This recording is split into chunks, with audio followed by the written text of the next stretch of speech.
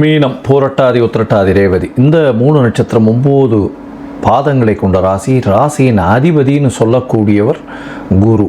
ராசிக்கு 5ஆம் இடத்துல உச்சம் பெற்று போயிருக்கார். இந்த குரு பகவான் மீன ராசிக்காரர்களுக்கு 5ஆம் இடத்துல உச்சம் பெறுறது அந்த அளவு விசேஷத்தை கொடுக்காது.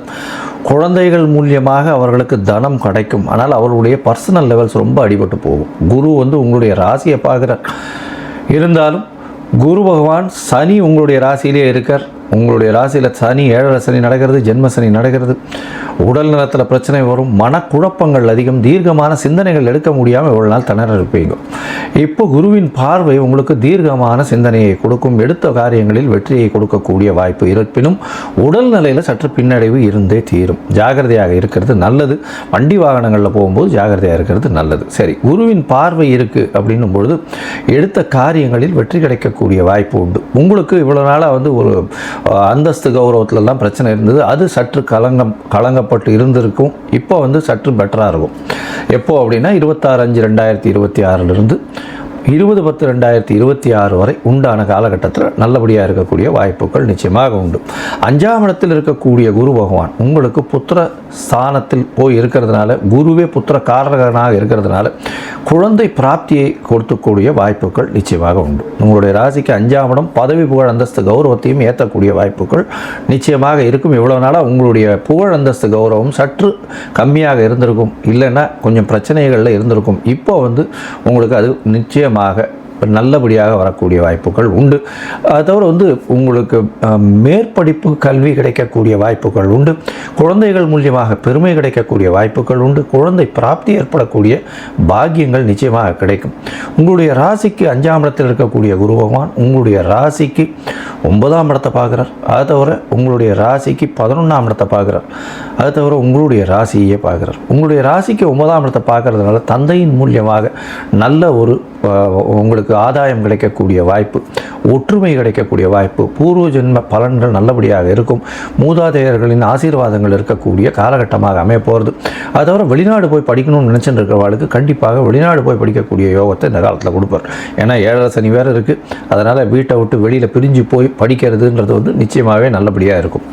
அதோட பார்த்தாலும் உங்களுடைய ராசிக்கு 11ஆம் இடத்தை குரு பகவான் பார்க்குறார். 11ஆம் இடத்தை பார்க்கறதுனால 2வது திருமணத்திற்கு வாய்ப்புகள் நிச்சயமாக உண்டு. அதாவது 2வது திருமணத்துக்கு பார்த்துட்டு இருக்கிறவர்களுக்கு 2வது திருமணத்துக்கு உண்டான வாய்ப்புகளை இந்த காலத்தில் கொடுப்பார்.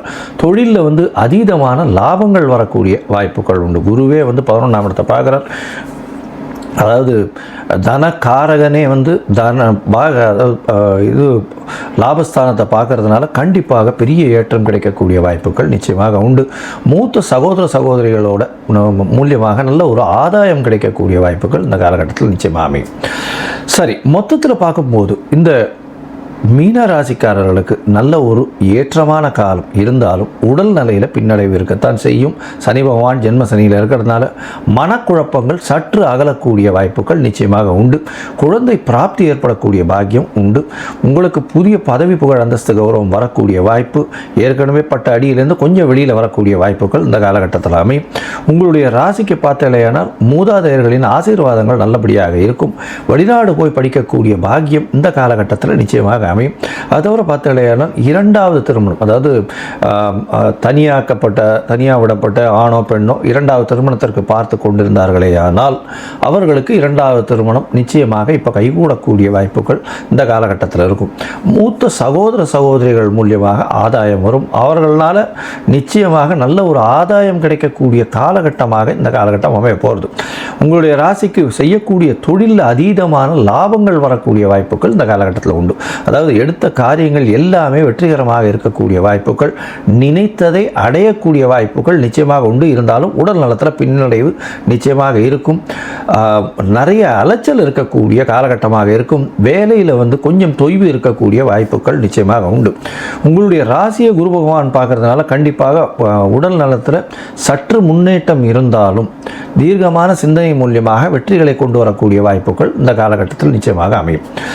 இந்த நேரத்தில் வந்து உங்களுக்கு உங்களுடைய தசாபுக்தி அந்தரம் சூக்ஷ்மம் அந்த அளவுக்கு விசேஷம் இல்லை அப்படின்னா முதல்ல குரு பகவானுக்கு உண்டான காயத்ரியை சொல்லிட்டே வாங்கும். அதை தவிர பக்கத்தில் இருக்கிற விநாயகர் கோவிலையோ இல்லை ஆஞ்சநேயர் கோவிலையோ உங்களால் முடிஞ்சது விநாயகர் கோவிலுக்கு சதுர்த்தி தேங்காய் உடைச்சுன்னு வாங்கும், இல்லைன்னா ஆஞ்சநேயருக்கு ஒரு வெத்தலை மாலை வியாழக்கிழமை போட்டுன்னு வாங்கும், நல்ல ஒரு ஏற்றம் கிடைக்கும். அதுவும் வந்து இந்த இம்போர்ட் எக்ஸ்போர்ட் பிஸ்னஸ் பண்ணுறவாளுக்கு மிகப்பெரிய பின்னடைவு இப்போ நடந்திருக்கும். அவள்லாம் கொஞ்சம் ஜாகிரதையாக பார்த்துட்டு இருக்கிறது நல்லது.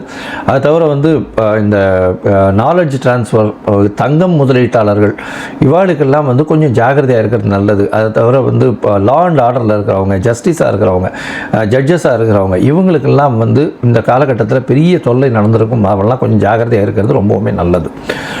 இந்த காலகட்டத்தில் பார்க்கும்பொழுது பார்த்தாலேயானால் உங்களுக்கு நீங்கள் அருகில் இருக்கக்கூடிய, அதாவது காஞ்சிபுரம் டு உத்தரமேரூர் போகிற வழி திருப்புலிவனம் அப்படின்னு ஒரு இடம், அந்த இடத்துல இருக்கக்கூடிய குரு பகவானை போய் சேவிச்சுட்டு வாங்க. இந்த குரு பகவானை போய் சேவிச்சுட்டு வர்றதன் மூலியமாக உங்களுக்கு வரக்கூடிய எல்லா பிரச்சனைகளும் நிச்சயமாக சூரியனை கண்ட பனியாக நிச்சயமாக போகக்கூடும்.